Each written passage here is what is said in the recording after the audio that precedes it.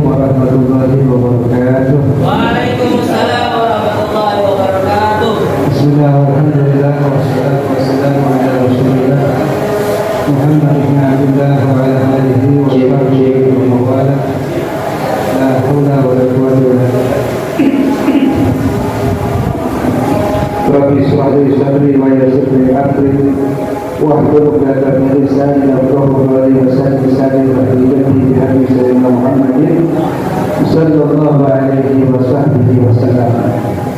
Alhamdulillah rabbil alamin, di malam yang penuh berkah ini kita dapat bersama-sama kumpul di Masjid Nurul Huda dalam rangka melaksanakan kewajiban kita, yaitu sholat Isya. Alhamdulillah kita laksanakan dengan berjamaah, lalu diikuti dengan sholat tarawih. Mudah-mudahan apa yang kita laksanakan daripada ibadah wajib maupun yang sunnah senantiasa Allah terima kita untuk berkati kepada Allah Subhanahu wa Ta'ala. Amin ya rabbal alamin. Udah ada kemajuan kayaknya. Kemajuan apa nih? Kemajuan sakti. Yang kita hormati segenap pengurus Masjid Nurul Huda, mudah-mudahan banyak pengurus yang hadir, menggunakan segala urusannya semuanya ada yang berbahagia. Bapak Ibu sekalian, ulama mengatakan nisfu Ramadan zahaba wa nisful akhir zahabun. Setengah daripada Ramadan udah berlalu, udah pergi. Setengah lagi emas, ya. Jadi yang udah pergi nggak bakal bisa balik lagi. Nah, setengahnya lagi ke depannya adalah kesempatan kita. Untuk apa? Untuk kita benar-benar beribadah kepada Allah Subhanahu wa Ta'ala, mencari ridha Allah Subhanahu wa Ta'ala, mencari pahala dari Allah Subhanahu wa Ta'ala, mencari ampunan dari Allah Subhanahu wa Ta'ala. Bersyukur kepada Allah Subhanahu wa Ta'ala. Kenapa bersyukur? Ini buktinya doa kita diterima nih oleh Allah Subhanahu wa Ta'ala. Dari Rajab kita udah minta sama Allah, Allahumma barik lana fi Rajab wa Sya'ban wa ballighna Ramadan. Ya Allah, berikanlah keberkahan kami di bulan Rajab dan Sya'ban, sampaikanlah kami ke bulan Ramadan. Alhamdulillah kita udah sampai di bulan suci Ramadan. Perlu bersyukur kepada Allah Subhanahu wa Ta'ala. Untuk itu kita niatkan, ya, jangan sampai kita lengah, jangan sampai kita main-main. Setengahnya lagi nih ke depan kita isi benar-benar ibadah kepada Allah Subhanahu wa Ta'ala.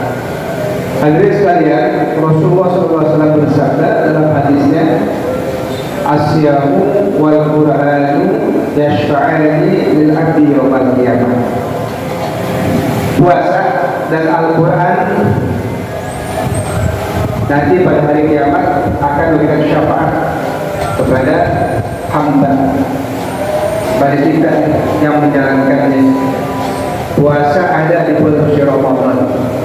Ini puasa, kalau kita benar-benar puasa dengan ilmunya kita laksanakan, adabnya kita laksanakan, ya, puasa nanti insya Allah akan memberikan syafaat pertolongan kita nanti di akhirat, ya. Puasa ini kenapa dikatakan ibadah yang memang Masya Allah banyak keutamaannya, banyak kelebihannya, banyak fadilahnya. Bahkan puasa dikatakan seseorang sahabat Nabi Sallallahu Alaihi Wasallam yang bernama Abu Umamah Al-Bahili, beliau bertanya tentang amalan ibadah yang bisa memudahkan masuk surga Allah Subhanahu wa Ta'ala. Pernah kalian bertanya kepada Rasul sallallahu alaihi wasallam. Maka Rasul mengatakan apa? Alaika bisawm. Lazimkan untukmu berpuasa. Ya, puasa di bulan Ramadan. Ini dalam puasa ada dua latihan kita. Pertama latihan sabar dan kedua latihan ikhlas. Dalam puasa ada sabar. Dalam puasa ini kita waktu udah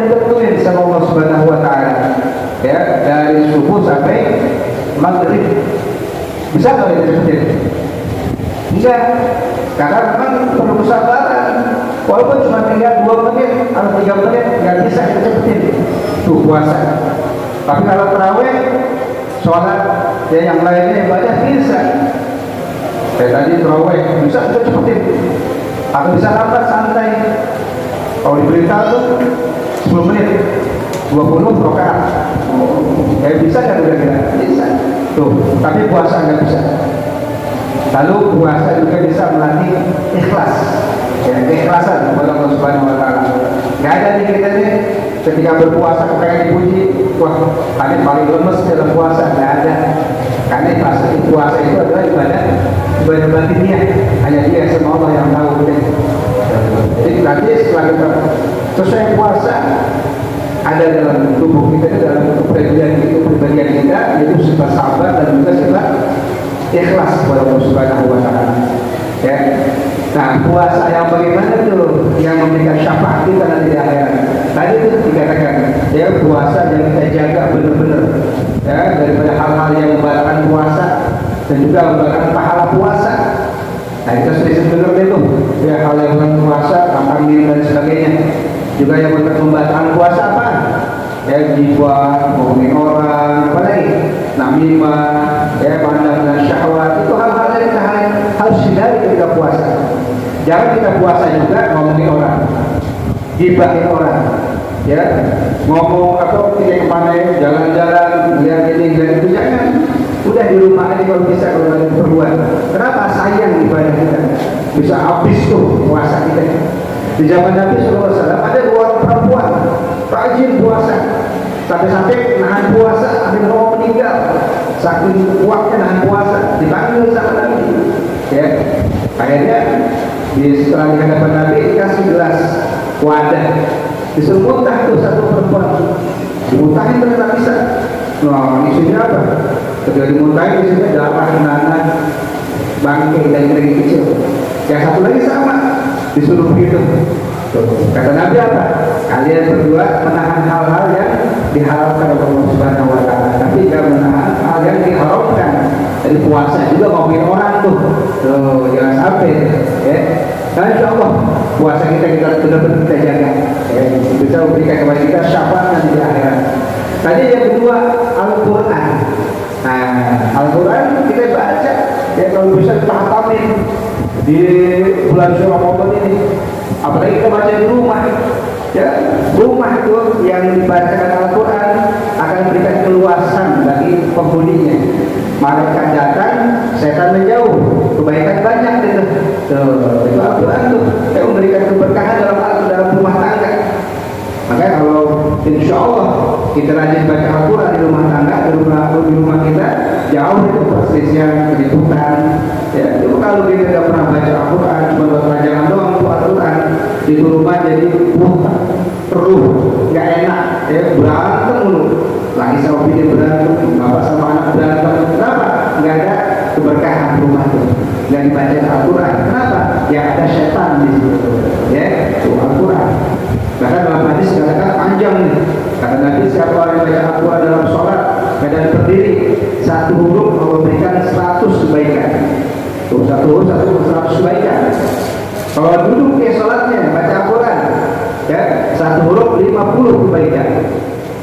Kalau di luar sholat kita nih, seperti sekarang kita baca nih, ya, Al-Quran itu satu huruf 10 kebaikan. Tadi satu huruf 50 kebaikan ketika duduk dalam sholat. Di luar sholat satu huruf 10 kebaikan. Ya. Terus kalau kita dengerin itu kan, ada orang baca Quran kita dengerin, satu huruf 1 kebaikan. Ya, itu Al-Quran, Masya Allah. Kalau bisa kita hatam tuh Al-Quran, kita hatam di rumah kita, 60.000 malaikat mendoain buat yang hatam Quran, bahkan doanya mustajab.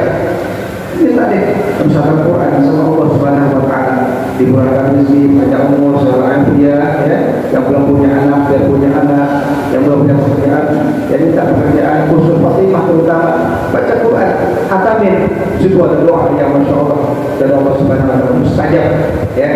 Nah, jamaah sekalian, nah itu dua tuh mudah-mudahan kita bisa jalanin. Di samping itu ada juga banyak, ya, ibadah-ibadah yang paling dianjurkan di dalam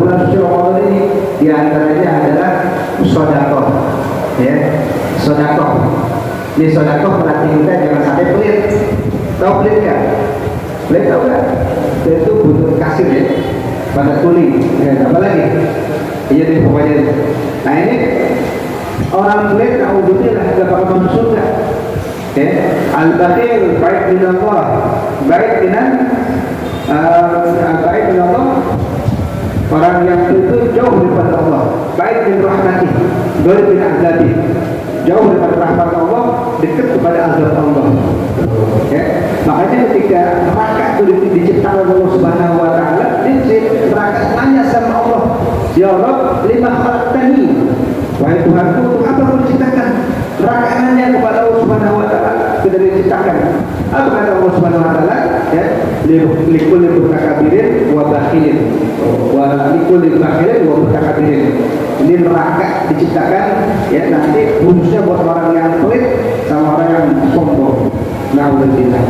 Maka terpampang tuh tulisan dalam surga, ya ada bacaan di pintu surga.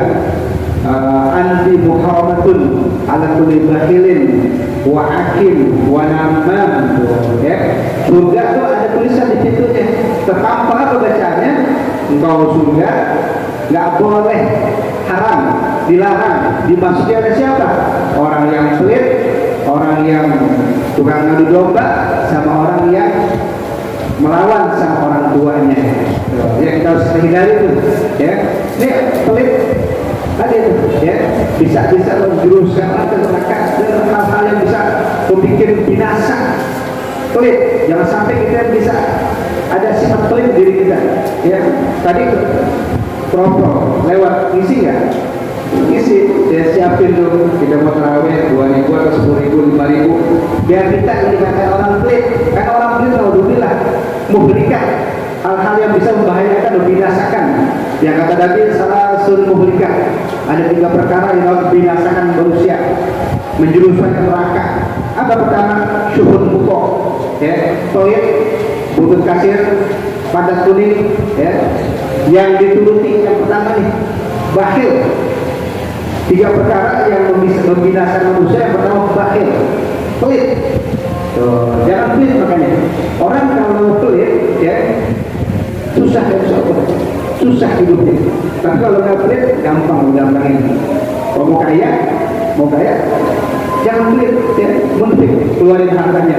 Kata seorang ulama, akhrij ma fil jaib, ya tinggal ma fil jaib, keluarin dari tangan kita, keluarin nanti datang tuh dari yang nggak disangka-sangka, yang kita nggak tahu tuh datang. Insya Allah Allah kasih lebih, Allah ganti, Allah apa namanya, Allah beri, ya, ganjaran yang lain, Allah lebihkan, kita gandakan. Ya, bahkan orang yang terjadi, ya, naudzubillah, dikisahkan Siti Aisyah radhiyallahu anha ketika beliau berhadapan dengan seorang perempuan, tangannya semper, atau semper ya, lumpuh. Ini perempuan ditanya sama Siti Aisyah, kenapa tangan kau lumpuh, semper? Diceritain deh. Ketika dulu, ya, aku bermimpi ini seakan kiamat. Ketika kiamat, huru-hara yang sangat dahsyat, aku melihat orang tuaku lagi kasih minum bapaknya kasih minum orang lagi kehausan. Ya, ini perempuan nih. Tapi dia ibu juga, ibunya dalam keadaan kehausan. Ibunya kehausan, nggak pakai baju, cuma menutupi aurat doang. Kesusahan tuh ibunya. Bapaknya lagi ngasih minum orang yang sedang kehausan, ibunya tapi sedang cuma ibunya nggak dikasih sama bapaknya. Di perempuan dia dalam akhirat, dalam kiamat, ketika kiamat, seakan kiamat, ya. Nah akhirnya si perempuan tanya sama bapaknya, wahai ayahku, kenapa kau nggak kasih ibu dalam keadaan kehausan? Kata ayahnya, biarin dia emang bagiannya, ibumu boleh ketika di dunia. Akhirnya karena anak nih kesian juga, diambil caranya tekonya, mau ngasih ibunya, ya. Akhirnya ketika mau ngasih ibunya, ada suara yang ada orang wujudnya, ya Habib namanya. Siapa orang yang berikan minum ibu itu, seorang perempuan tersebut akan tangannya akan lumpuh. Nah, tapi dia karena ibunya ngasih juga, betul. Ya, kenapa tangannya lumpuh? Sampai dibawa bangun ternyata tangannya lumpuh. Tuh, ya. Nah kejadiannya si ibu ini walaupun dia kehausan tapi dia megang apa namanya lemak, sejenis lemak daging yang udah enggak ada kayak gaji gitu ya, lemak sapi diisep sama dia, diisep itu doang kemodalnya. Ternyata ketika hidup dia cuma itu doang tuh pernah ngasih sedekah yang dia nggak sengaja Allah tampakin di situ. Jadi sesuatu yang kita keluarkan di jalan Allah, ya kita bahkan nanti akan datang itu ke akhirat membantu kita memberikan syafaat. Apalagi kita masuk dunia bantu, masya Allah. Tadi buka nih, kita keluarin, kita bantu, masya Allah akan beri berkah kita. Nah baru satu tuh syuhud mutok, ya itu tiga perkara yang dapat membinasakan. Syuhud mutok, pelit ya dituruti. Dia udah pelit, dia ngajak orang lagi, ya jangan pengen ngasih deh, ngapain nanti capek-capek nyari duit nanti ngasih ke orang lagi, jangan. Itu ada gitu namanya mutok tuh. Nah yang kedua lagi, ya panjang di pembahasan, insya Allah kapan deh. Kalau udah pada miring, udah pada capek, jadi soalnya terusin lagi waktu deh ya. Nah mudah-mudahan ya kita mohon kepada Allah Subhanahu Wa Taala setengah lagi nih Ramadan akan datang. Allah beri kepada kita taufik hidayah, kita bisa beramal, ya kita isi tuh semua. Jangan sampai waktu-waktu yang ada kita isi dengan hal yang kurang manfaat, ya kita berikan kekuatan kita untuk baca Quran, sedekah dan lain sebagainya. Mudah-mudahan ya Allah paling kita sampai Ramadan tahun depan dan pada syawal akhir ya Rabbal alamin. Wabillahi taufiq wal hidayah.